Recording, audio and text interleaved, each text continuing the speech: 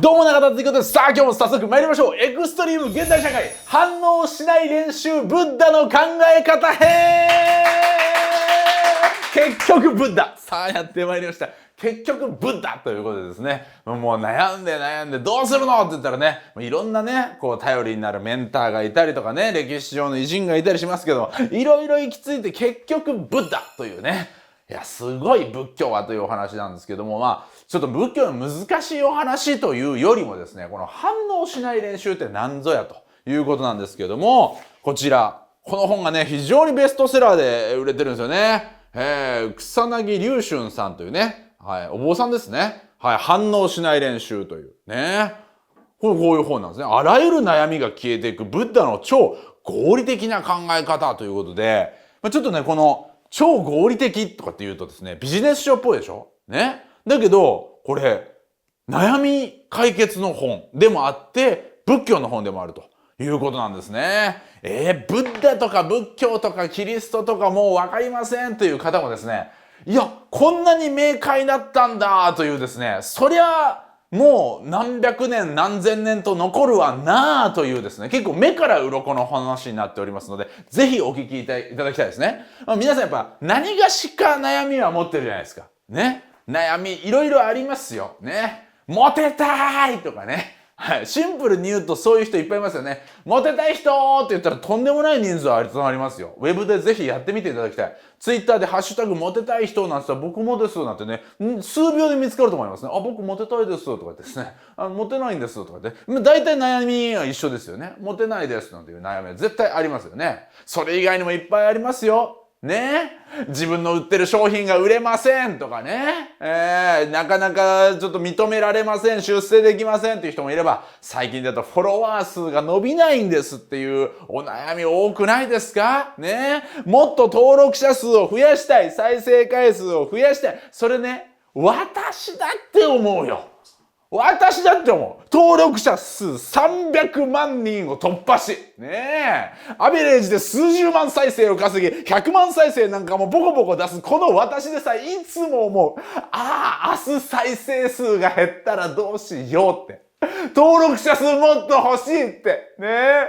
セイキンさんとかヒカルさんを超えて。ねえ、いつか、ヒカキンさんとかを、はじめ社長も超えて、日本一って胴上げされたいもん。胴上げされたいって思う。胴上げされる前に再生数が落ちたらどうしよう。ブルブル震えちゃって、もう不安でしょうがない。アナリティクスを見るのがもうなんかもう、なってる。悩みですよね。誰しもある。でもこれ悩みって実際何なの？これを解き明かすときにですね、非常にこのブッダの考え方が役に立つね。ブッダは言うわけですよ。悩みって何ですか？そこから考えませんかと。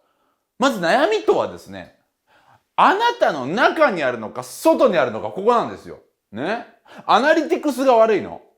フォロワー数の表示が悪いの？ね。でもね、一つの出来事に対して人がどう捉えるかって千差万別じゃない？ここが大事なんですよ。例えば今日抜き打ちテストでやるぞなんて学校で言われたとしますよね。一人はすっごい憤るかもしれない。おい！抜き打ちでやるテストが俺は大嫌いなんだよ。抜き打つなよ。事前に勉強して点が取れるのに抜き打ちでやられたら俺のその実力が出せねえだろ。なんだこの教師はって怒る人もいれば、へこむ人もいるよね。終わった。またお母さんに怒られる。ひどい点数でまたお母さんに怒られるよってへこんでる人もいる。でも、抜き打ちテストって聞いて喜ぶ人もいるかもしれないよね。よっしゃ！よし、来た。これ毎日俺ね、1日1ページやることにね、今年から決めてんのよ。ドリルを復習してるから、いい点取れるぜ。抜き打ちテストありがとうって思うかもしれない。ね。それ1個の出来事で全然違いますね。外が晴れたらやったっていう人もいれば、また晴れかっていう人もいるかもしれない。そういうふうにですね、実は悩みというのは、外の出来事というよりは、何かが起きた時に、それを受け止めて動く心の反応のことを言うんですよね。心の反応、中にあるわけですよ。何か世界が悪いわけじゃなくて、その世界を受け止めて心が反応するときに、それは悩みと呼ばれるようになる。ね。その背景にはですね、人間には7つの欲があるんだというふうに仏教で言うらしいんですね。7つの欲があり、その欲に対して、アゲインストな、ね、それ逆風が吹くから、うーとなるわけですよね。どんな欲がある？例えば生存欲ね。だから生きたいですよね。生存欲。睡眠欲、食欲、性欲。ここら辺わかりますよね。生きていきたい。ね。しかし、そして眠りたい。ね。これで食べたい。ね。で、性的な。ね。そういう欲もあるわけですよ。それ以外にも怠惰でいたい。怠惰欲。ね。何もしたくないってね。サボりたい。休みたい。俺だけは楽したい。みんな働いて お願いっていうね。そして、感楽欲。ね。感じるに楽しい。この感楽というのは、美しい音楽を聴きたいとか、美しいビジュアルを見たい。ね。ね。いっぱい YouTube でも動画見たいよね。ゲームだってやりたいよね。美術館行っていい絵見たいよね。アート買いたいよね。ファッションおしゃれをしたいよね。綺麗なものを見たいよね。アイドルの歌を聴きたいよね。そういうのも全て感楽欲ですね。そしてこの本でもね、指摘されている現代で最もね、ホットかつディープな、それが承認欲ですね。これなんですよ。さっきのね、おい俺のテスト抜き打ちでやられたらよ、俺の実力発揮できないじゃんとか、お母さんに怒られるとか、よし、いい点取れる。全部、これ承認欲求ですよね。フォロワー数がとかね、ヒカキンを超えたいとかね、全部承認欲求じゃないですか。承認欲っていうのはこれ、とんでもないね、こう、もう、モンスターとしてですね、体の中にいる。それによって心の反応が引き起こされてるんですが、悩みってずーっと長らくあったりしません？要するにその反応一瞬じゃなくてずーっとある状態。それが出て苦しんだりするのが人間なんですよね。なんだかわからないけど、ね、すごい苦しんで、長いこと苦しむこともある。そういう時最近よく言いません？なんかもやっとするとか。あれがあってからずっともやもやしてるの。なんていう言い方しますよね。あれって結局どういうことか。ね。この心の反応、ね、が起きてしまうときに、それが何なのか分かってないってことなんですよ。自分の悩みが見えてなくて、どういう状態なのかを理解できていないから解決ができないって言うんですね。ブッダはね、本当に悩みについて考え抜いた、ある意味科学者のような人なんですよ。人間はなぜ悩むの？そしてその悩みというのは解決できるの？どうなの？ということに対して、非常に科学的に医学的に合理的に考えた偉人なんですね。なので、ブッダは言うわけです。悩みには原因がある。ね。そして原因にはね、対処する方法がある。そのためには、対処にはまず原因を理解するところから始めなければいけない。原因を理解もせずに悩みが解決するわけはないのだからということなんですね。言われれば確かにその通り。しかし人間は悩みに原因があるっていうことを考えようとしないんですよ。考えて理解する前にまず反応してしまうのが人間なんですね。おーいと。なんでこんなことになってんだとか、あいつ許せねえんだよ。あいつに言われた、3年前に言われた、あいつに言われたあの言葉が俺を今も目覚めさせる。あいつだけは許さねえとかね。どうせみんなこんなこと言ってるんでしょ？だから私はこうするのとかね。旗で聞いてると、って思うような人の悩みとか、人の苦しみ。だけどその当人になってみりゃ囚われちゃう。原因を考えることもできない。だって滑稽でしょ？おい中田さんよと。300万登録突破とか言って、奥さんと動画出しとったやん。それを100万再生も超えとるわけやないか。君最近幸福論って本も出してるやん。にもかかわらず、ヒカキンさん超えたいってどういうこと？どういう人？それ。でもそれが人間。でもそれにうわっとなるのは常に欲があるから。しかし反応しないで中田。ヒカキンさん超えたい、ヒカキン超えたいってブルブル足を震わせるのはやめて一回考えよう。何があなたを苦しめているのか理解するんだ。そうなんです。仏教というその教えはですね、神秘的なスピリチュアルななんかわかんない。なんか上からなんか降ってきて、ファーって光を浴びて、ファーって救われて、なんか覚醒して悟り開いた人がなんか浮いてってどんどんなんか、みたいな、そういう世界ではなくて、正しい理解で苦悩から自由になるというために、ブッダが考案した合理的思考のことを言うんですね。はあ、なるほど、と。これをですね、私自身も、ね、登録者数がもっともっと欲しいという、この苦悩、ほぐすようにですね、皆さんの苦悩とも合わせて考えてください。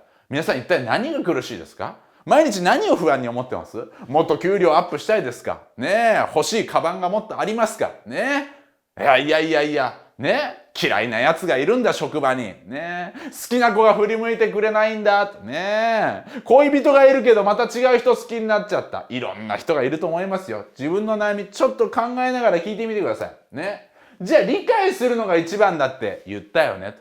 でも理解の仕方がわかんないんだよ。ここですよね。それに対してブッダは言う。理解するには3手順があるんだ。ね。3つの手順を押さえてください。3ステップ。簡単にしてくれてます。まずは、すごくモヤモヤした時。ね。わからないわけですから。モヤモヤした。なんかやだ。ぐっと重い。そういう時はですね、まずその感覚をですね、言葉で確認してみましょう。ね。俺は今すごく腹が立ってる。腹が立ってるのか？それとも、とても疲れている。疲れているのか？呆れている。呆れている。ね。焦ってるかもしれないよね。登録者をもっと増やしたいと焦っている。確かにそうかもしれない。ね。300万人登録突破日本第2位の記録を持っているそうです、中田敦彦。第1位は押しも押されるスーパーアイドルグループ嵐さん。嵐に次第2位の日本記録を持つこのスーパースピード YouTuber 中田敦彦がまだ焦ってる。アホだと思いませんか？もういいじゃないか。いや、しかし焦っている。中田は焦っている。もっと伸ばしたい。いや、1位になりたいんだ。そうすら思ってる。400万登録なら1位になれるかもしれない。嵐さんを超えて1位になれるかもしれない。もっと収益も上がるかもしれない。そしたらもっと認められるかもしれない。テレビの世界で一番って言われなかった。お前が一番面白い芸人だ。オリエンタルラジオは最高だ。天才芸人中田敦彦。そう言われなかった。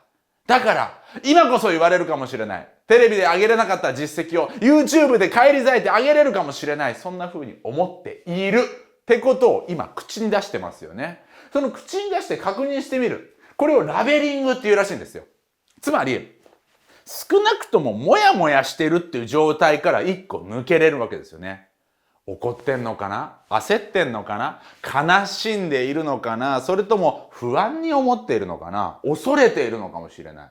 ですよね。それをまずラベリングしてみる。その後に感覚を意識してみる。ねえ。目を閉じてくださいって言うんですよね。目を閉じて。ね。例えば、目を閉じて手を見つめてください。こう書いてあるんですよ。目を閉じて手を見つめる？どういうこと？目開いて見つめた方が場所が分かっていいんじゃないかしら。そう思ったかもしれない。でもね、目を閉じて手を見つめる。そこにあるんですよ。そして上げる、下げる。手はそこにあるな。そこら辺から入っても結構。その上で体が今どういう反応してるんだろう。少し怒っていた。頭が少しぼっと熱くなっているぞとかですね。興奮していたのかもしれない脈が少し普段より早く感じる。恐れていたんだろう。足がすくむような感覚がある。そういうふうに言葉にしてみたラベリングが本当に正しいのかどうかを感覚を意識することでもう一度整理することができます。言葉で意識し、体の感覚でもう一度意識する。そのことによって理解を進めていきます。マインドフルネスというのは瞑想とも言われますけれども、そんな難しいもんじゃない。体の中の感覚をもう一度ゆっくり見てみる。だから目を閉じさえすれば簡単なマインドフルネスはできるんだということですね。なので悩みを感じたときは言葉にしてみて文字に書いてもいい。俺は今すごく困っている。どうしていいか分からず狼狽している。困惑しているとも言ってもいい。目を閉じてみる。なんだかクラクラする。少し息が荒い。そんなことを分かるだけでも少し前に進みます。その上で、その2つを確認した後に理解する3手順目いきましょう。それが分類するってことらしいんですね。実は悩みは大きく分けて3つに分類することができるというんですね。さあ行きましょう。悩みの分類。ね。要するにですね、分類することでいろんなものって見やすくなりますよね。映画でも、それってどんな映画ってですね、いや、アクション映画だよ。あ、じゃあ好きだから見に行こう。これは分類ですよね。アクション映画が好きなの？それとも、ねえ、すごいヒューマンドラマが好き。泣けるようなヒューマンドラマが好きなのよっていう人もいれば、ねえ、サスペンスが好きなの。社会派のサスペンスが好きなのよっていう人もいますよね。だから分類することによって、あ、じゃあそっち系なのねって言ってより深い情報に入っていく。そういうことができるわけですよね。スポーツ系の番組なのか、それとも教育系の番組なのか、バラエティの番組なのか、そこから詳細を詰めていく。悩みもそうです。はい。悩みの3分類いきましょう。まず1個は貪欲。来ました。貪欲です。はい。求めすぎ、期待しすぎ。はい。どうやらここに入りそうですね。中田の400万登録に最速で行きたい。今度こそ嵐さんを超えて、お前の方がもっともっと花より団子だと言われたいというですね。お前の方がもっと嵐だと言われたいっていうね。松潤よりもセンターでありたいっていうね。その謎の、どういうことなのっていう。そういう期待しすぎですよね。怒りね。はい。貪欲の次、怒り。ね。ありますよ。ね。俺のことをなんでナンバーワン芸人って言わなかったんだって怒りね。オリラジなんて面白くねえよとかね。中田なんて大したことねえよっていう、そういう声を俺は根に持ってるんだという怒り。ね。ありますよね。そして妄想。ね。これ思い込みや不安や優劣や善悪なんですよ。ね。思い込みって何でしょうね。一つには登録者が大きい方がなんだか偉いっていう、そう思い込みじゃないですか。登録者が100万人だろうが50万人だろうが価値のあるチャンネルありますよね。というかむしろ登録者は少ないけど再生回数がいっぱいあった方が収益は高いんじゃないですか、少なくとも。ねえ。だから登録者が1000万人いても再生回数がもう200回とか300回なんていうね。まあそこまでのギャップはないかもしれないけれども、言ってみれば極端に言うとそういうことですよね。そういうチャンネルだってあるわけですよ。登録者数を伸ばしたいっていうその感覚自体が思い込みじゃないね。再生回数が急に減ったらどうしようって私言ってましたよね。その謎の不安は何と。その謎の不安は何なのね。そして登録者ランキングで1位だった俺の方が、2位だった俺の方が偉いんだ。謎の優劣。ね。そして善悪を決めてしまう妄想。これもしがちなんですね。さっきの怒りの中には失った悲しみや挫折やコンプレックス。挫折はそうですね。で、そのゴールデン番組で冠番組を10年間持ちたいなんていう風な。だからそういう気持ちがデビュー当時あったわけですよ。でもそれに挫折したという気持ち。コンプレックスがあるわけですよ。ね。M1 グランプリとか、ね、R1 とか、ね、キングオブコントで優勝したわけじゃない。ね。なんか受賞歴ないじゃん、お笑いで。言われたらそれコンプレックスだったりするわけですよね。そういう3つに分類するとどうやら僕がうわーってさっきまくし立てた悩みも、実は貪欲、怒り、妄想の中に全てすっぽりと当てはまっていくことがお分かりいただけたでしょうか。そうなんですよ。みんながうわーって苦しんでるものはもうあるあるなんです。人間が一番陥りやすいあるある。そう思うとなんだかちっぽけに感じてきませんかねえ。なんでそんなに求めるのと。なんで400万登録に最速で行きたいのあなた。ね。もう十分なんじゃないね。あなただけなんじゃない賞レースで優勝してないからダメな芸人だって思ってるのあなただけじゃん。言われたことある？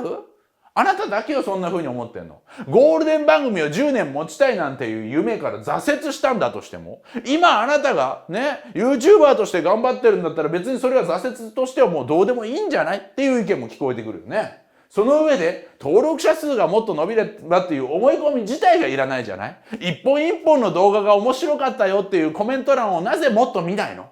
コメント欄に感謝して、ね、視聴者の人ともっとね、こう面白いものを届けたい僕と面白いものを見たい視聴者の皆さんでハートフルな関係築く方が大事じゃない？そういうふうに少し客観視するようにができますよね。客観視できてくるんですよ、自分でも。そっか、なるほどな。そっか、そうだよな。400万最速登録いったって言って、そしたら結局どうなる？どうもならん。一緒だ。結局、その日もまた動画を撮るんだろう。その動画が面白くなかったら結局いい雰囲気で睡眠には入れないよね。そういうふうになるわけですね。そうです。ここまで来てですね、皆さん、この手順ラベリングしてマインドフルネスで感覚を抑えてですね、その上で分類して、あ、自分ここに陥ってたのでねとね、結局ここなのねというふうに合理的でしょう。3つの手順、3つの分類だけでこんなに楽になれるんですよね。ぜひやっていただきたい。その上でここはすごくポイントだから押さえておきたいところ、それがこちら。自己否定しない。どんな時もこれです。もうね、本当に私もですね、今オンラインサロンやらせていただいてて、ね、3000人超える皆さんとですね、コミュニケーションをとってですね、本当にいろんな人の悩み聞いたりとか、いろんな人の話聞いて、すごい楽しいんですが、そこでね、たくさんの人と接して気づいたことあるんですね。それ何か。もうほっとくと人間って自己否定するんですね。自己否定早いんですよ。ほっといたらですよ、もうもぐらたたきのように、いや、君は素晴らしいよって言ってもこっちですね。僕なんか、いや、どうせ僕なんかじゃないよ。どうせ私なんかじゃないよ。もぐらたたきのようですね。毎日、毎時間、いや、毎分、いや、毎秒です。毎秒どこかで誰かが自己否定してるんですよ。どうせ私なんか。今日も私はダメでした。ね。あんなに痩せると言ったのに、ポテチを食べている私をご覧ください。ねえ。今日も仕事でミスをしてしまいました。今日も私はあんな風に人を傷つけました。起きれませんでした起きれませんでした。遅刻してしまいました。ミーティングに遅刻してしまいました。またズーム会議でやらかしてしまいました。こんな私は、あんな私は、ね。もう毎回ですよ。あの人に比べて。ちょっと実績があっても、まだまだ私は。みんなですよ。毎秒自己否定します。これね、自己否定するとどういけないのか。これを合理的に見てみましょう。自己否定をすることによってですね、承認欲求、これもう、だって、ね、アンインストールできないもんですよ。承認欲求あるんですから。それが乾くんですよ。カラカラになるんですよ。ね。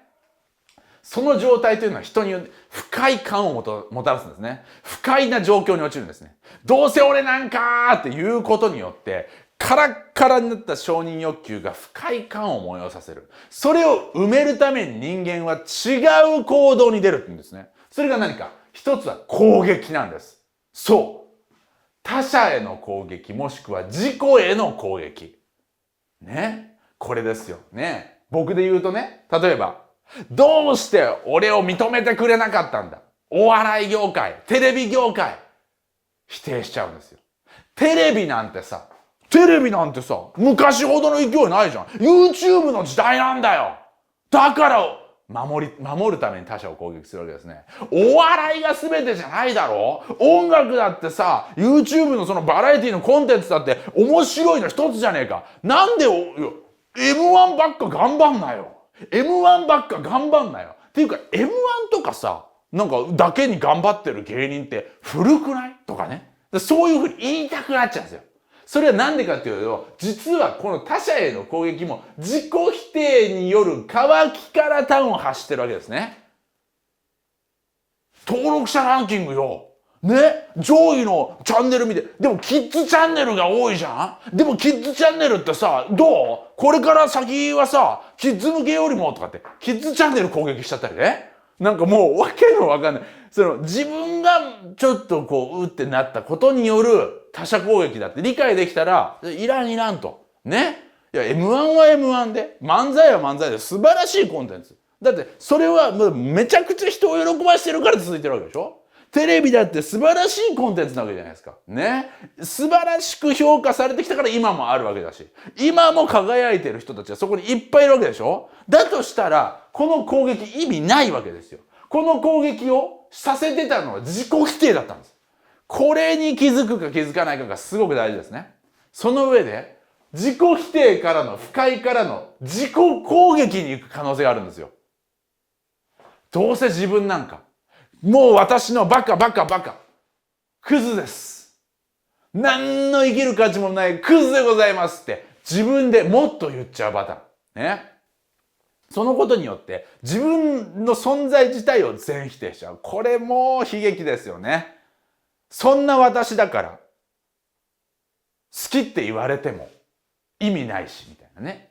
他の周りの声も聞こえなくなってどんどん自分に対して攻撃しちゃう。そしてこれ2番。ね。攻撃じゃなくて攻撃じゃないときどうなるか。2番。逃避。逃げちゃうって言うんですよ。自己否定、欲求、承認欲求が乾く。攻撃じゃないときは逃避。これがですね、もう何もしたくない。俺みたいなダメなやつ、私みたいなダメなのは何やったって無駄なんだからとにかくもうじっと死ぬのを待ちます。鬱になったり、何かに依存しちゃったりする。すごく食べちゃうって人いません？すごくお酒飲んじゃうって人いません？ずっとゲームしちゃうって人いません？すごい買い物しちゃうって人いません？これは実は逃避行動なんですよ。それも根本には自己否定があるって言うんです。自分は何かが満たされてないのは自分がダメだからだ。こんなにダメなんだからもうしょうがない。好きなようにやらせてもらいます。で、逃避しちゃって依存しちゃう。これもすごく問題ですよね。この2つ非常に危険なんですよ。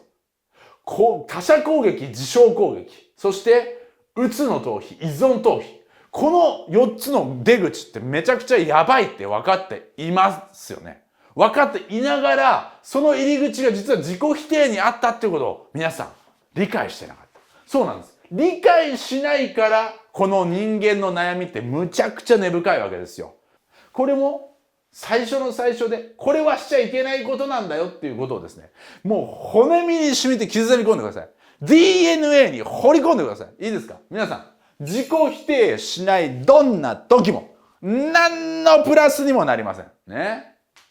自己否定防止エクササイズ用意しました。競争社会を生きるということと、悩まずに生きるということ、自己否定をしないということは両立できるんですよ。悩まずに生きることができる唯一の武器がこれです。実機必射ドン刻み込むのだ。はい。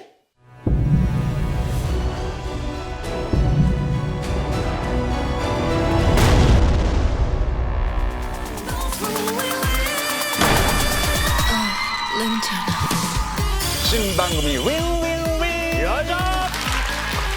この2人でやるっていうこのスリリングさ。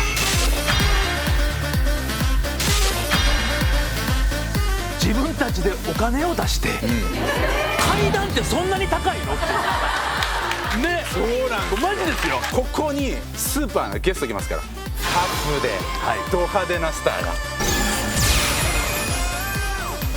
本日のゲストはこちらの方です。どうぞ。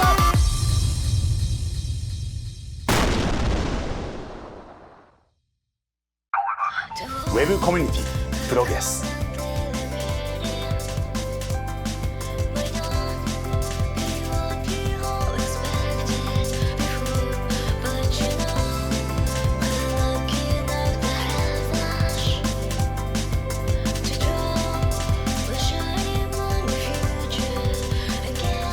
人は何者にでもなれる。いつからだ。次はあなただ。